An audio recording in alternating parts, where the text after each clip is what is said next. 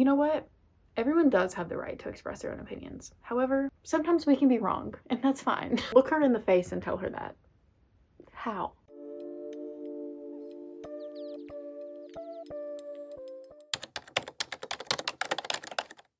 Hello everyone and welcome. My name is Taylor and today we're going to be reading 1-star reviews of my favorite books. Now, I am someone who gets butthurt very easily. However, I feel like a lot of these are probably going to be valid. I'm not even going to lie. We're going to see how offended we get and whether or not we can agree or look past them. So, now my favorite series of all time is Throne of Glass. I could get the 1-star reviews for the first book of Throne of Glass. I don't get it, but like, people are going to do it regardless. But because of that, I'm going to go through the reviews for Throne of Glass, but also for Kingdom of Ash, because while I could kind of get it for the first book, I absolutely could not get it for the last book. So we're going to go through the first one first. The first 1-star review is very... Look at how long this is.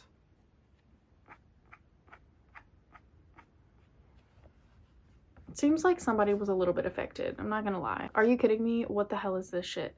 How do you screw up your story quite so badly after starting from an incredible premise involving the most notorious assassin? I mean, you really have to be talented to go from all of that exciting sounding awesomeness to, well, Throne of Glass. One more thing, the names. How the heck do you pronounce Chaol? Kale, like the cabbage, and Kaltain Rompier has to be one of the stupidest names I've ever come across. As for the main character, well, I don't even know what to call her. Selena? Kalena? That's the one I eventually settled on after spending half the book mumbling her name. I mean, what in Aurelia kind of a name is Selena? I guess the special snowflake needs a special name to go with her very special personality impairment.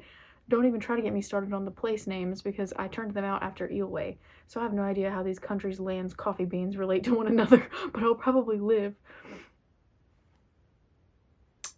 Okay. Ugh, terrible, terrible, horrendous, nonsensical, stupid, pointless, fluffy, pathetic, ridiculous. Need I say more? Really? Need I? Characters were badly written, the plot was full of telling instead of showing. Very underwhelmed after hearing for years that this was the YA series to read. I don't mind unlikable characters, heck I love them, but it didn't feel like I was supposed to dislike our main snowflake. Why are people calling her a snowflake? Don't you... Oh my god. Also, the plot was full of telling instead of showing. It's the first book in an 8-book series. Did you expect for everything to be shown to you right away? Hello? If this garbage can somehow get miraculously published, then I have hope the smut I wrote 3 years ago can too. This book is fucking horrible. I wanted some badassery, but instead I got a shitty love triangle and annoying characters who I wish just died. I was so incredibly bored for the first 130 pages of this book, and then I skimmed so much that I made it to page 295 in 2 minutes. Then I forced myself to suffer and actually read, and I found it somewhat alright. But this book was still fucking bad. I really don't get why people like this, but whatever, my guy, to each their own. Also, don't come at me saying I didn't read the book or your opinion is wrong, bitch. Do yourself a favor and leave and don't annoy me with comments like that. Everyone has a right to express their opinions however they want. You know what? Everyone does have the right to express their own opinions. However, sometimes we can be wrong, and that's fine. So I'm gonna go to Kingdom of Ash because there's no way that there's 1-star reviews for Kingdom of Ash, right? I feel like if you make it that far into the series, you're very invested. So there's no way there's a lot of bad 1-stars. There's almost 3,000 1-star ratings. Also, my thing is, if you're writing a 1-star review, why are we putting this much effort into the review? Because I know for me, if I write anything or if I rate anything 1-star, it's gonna be like 1 sentence, and I'm gonna be like, I'm done, because I'm gonna hate it so bad that I'm not even gonna have the energy to like put forth an effort into rating it. I did it. I survived this hellscape. I don't know how. I might have shaved off 15 years of my life getting through 980 pages in about a week and a half so I could get the book back to the library, but I did it. But my god, at what cost? I'm not even sure where to start with this steaming pile of garbage. It was nearly 1,000 pages and hardly anything of note really happened. It was filled with filler nonsense and ridiculous internal feuds that were not only pointless, but made absolutely no sense to even exist, especially with this world-ending war on just to fill pages. And anything of note that did happen was so sloppily handled that I wanted to scream.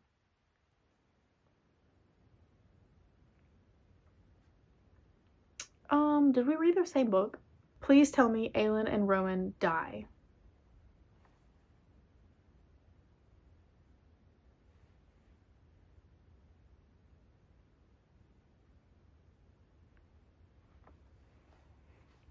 Next. Can Aelin please just stay in her coffin and rot? And can Rowan please disappear from the world or die painfully? Then Manon and Alid can marry and be witch queens together, and Chaol and Dorian will marry each other and be the rightful kings of Adam. That's the ending we all need. I'd like that instead of the 1,000 pages of torture and fey porn we know this is going to be. Okay, so that was before they read it. So if you felt that way before you read it, why did you read it? So then they read it and they said, DNF'd at 23%. I tried, I really did. But this was even worse than I expected it to be. So far, absolutely nothing has happened at all. That's why this book is so long. It's just a bunch of useless crap and nothing happens. So after sitting untouched for months, it's time I finally DNF this thing. I'm so sorry that they said that about you. I'm so sorry. How? Look her in the face and tell her that. How? I simply can't take the Throne of Glass slander anymore, so we're now gonna go to Boys of Tommen. I'm gonna do Binding 13 and Saving 6 because we've got Johnny and then we have Joey. So now these people are my family alongside Throne of Glass. I feel as passionate about them as I do Throne of Glass, so I'm scared. Very scared. Worst $6 I've ever spent in my MFing life. Reading this book was the equivalent to ripping out each individual hair follicle on my head. I actually can't believe I avoided every spoiler on this book like the MFing plague, thinking the series was going to be a banger. All that hard work for nothing. Wattpad, I'm so sorry for ever comparing this book to you. I've read books on Wattpad a million times better than whatever the fuck I just read. Alright, let's begin. The length of this book is enough to make me go dizzy. 626 pages is the copy that I had, but other books have over 800 pages. What's going on here? First of all, have we ever heard of different book sizes? Some books are different.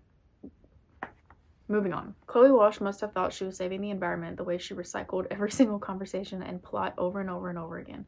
Basically, just Johnny driving Shannon home every day and them having the same conversations. Didn't realize he was signing up to be her chauffeur. Why in the hell did I need to hear how small Shannon like the river is every 5 seconds?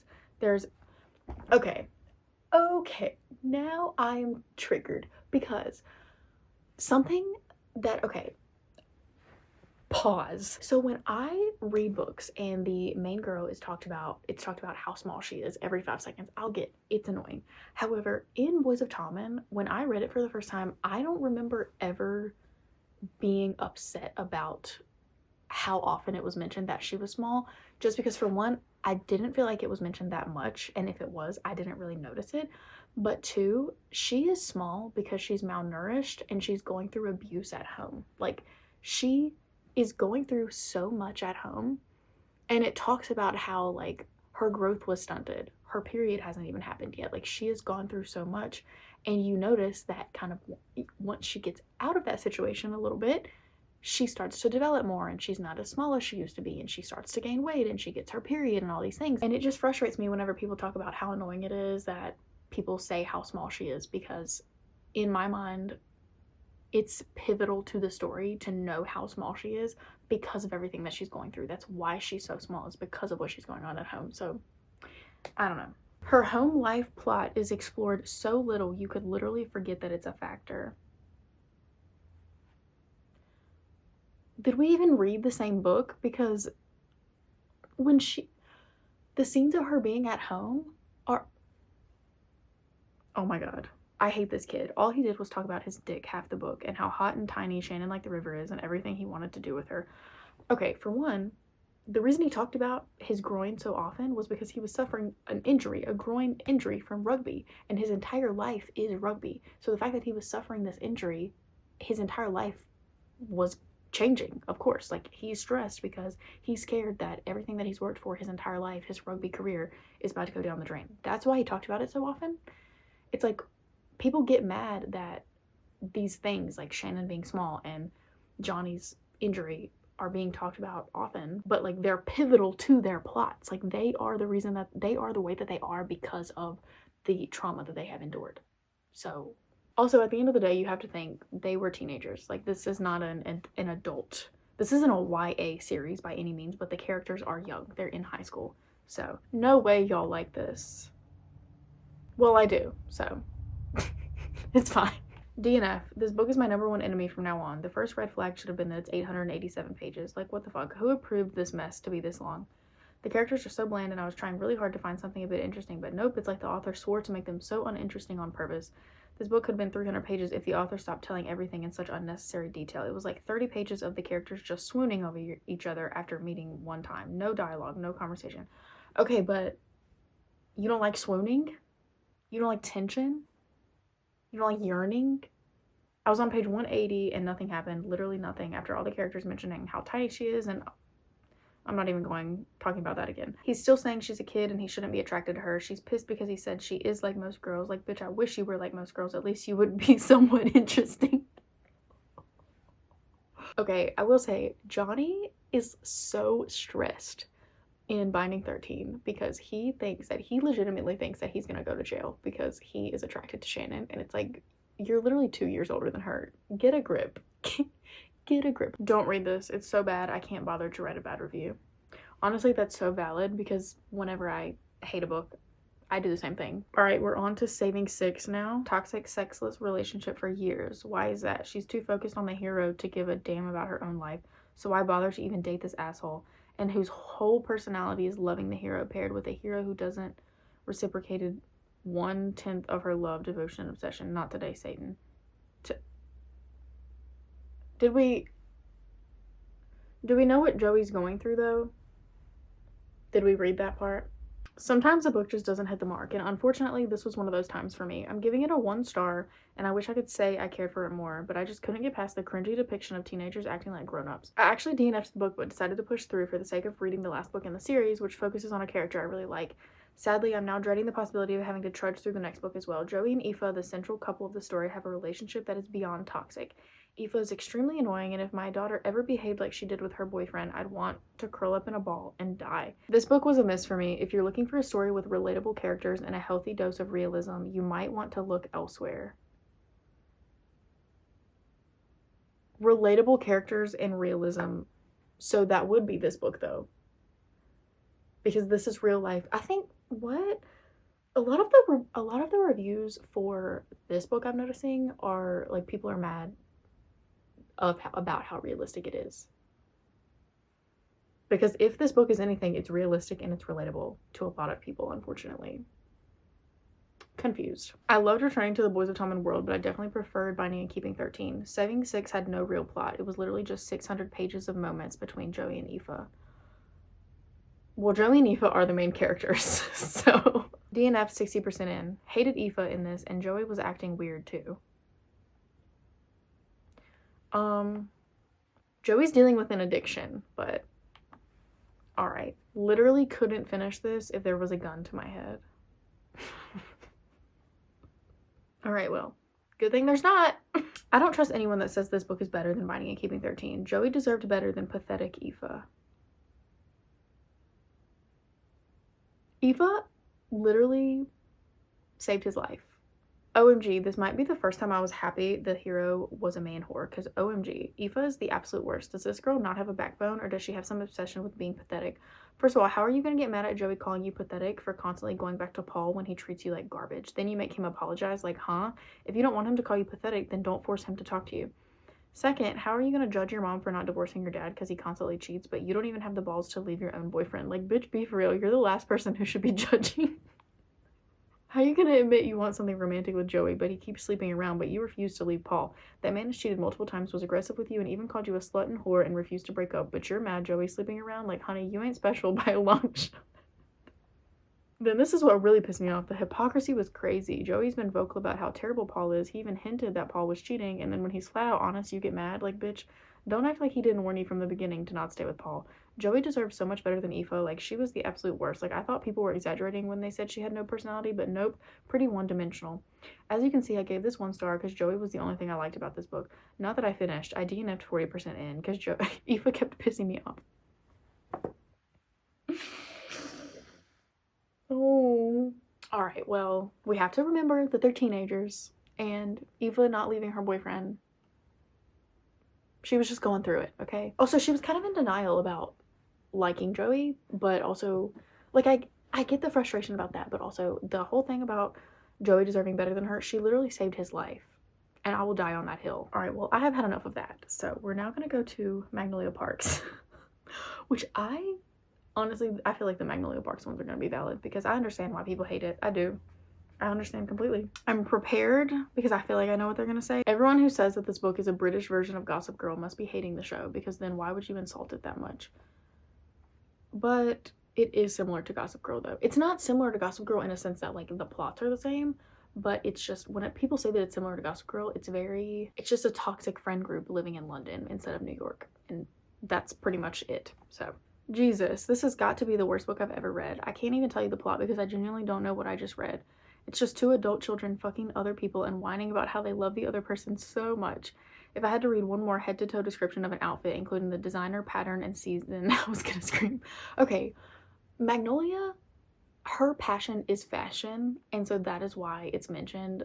Like, every single outfit that she wears, you know every single detail, which I understand that could be annoying. I didn't find it annoying, but I guess I can see how that would be annoying. This is two people that never grew up after high school and either need to go to therapy or leave each other the hell alone. It's not romantic, it's annoying and toxic. Good God.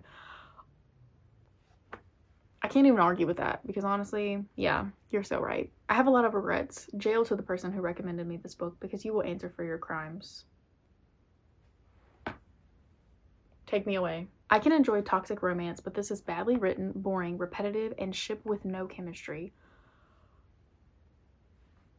No chemistry? Read Magnolia Park's Into the Dark and then come back. DNF at 51%. I want to throat punch every character in the book. Honestly, same. Do I still love them? Yes. Do I want to punch them? 100%. Finish this in a day and at what cost? I don't understand the hype surrounding this blowjob, dude. Girlies should do better. BJ. Oh. We're gonna move on to the Edge of Darkness trilogy by Lee Rivers, because this was easily one of my favorite books of all of 2024, and it was perfect. It was a dark romance, so I feel like there's probably gonna be some bad reviews about that, but other than that, I don't know. The only sane person in this book is Kate's dad. Mind you, he's in a fucking asylum.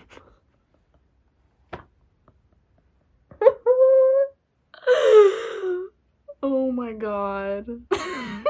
This is so true, honestly. This was quite literally so bad. It was not only horrible fanfic writing, but an absolute mess of a plot. You're meaning to tell me in just a short few years, this dude went from being a semi-normal kid that had no tactical training to this killing machine that has a whole secret organization. You have to be kidding me, right? I think I disliked this quite literally everything about this book. Honestly, I get it, because it was like 2 years that went by where he was normal, and then all of a sudden now he's like in the mafia. But honestly, he went through a lot during that time, so I never really questioned it. But you do kind of have a point. It's fiction.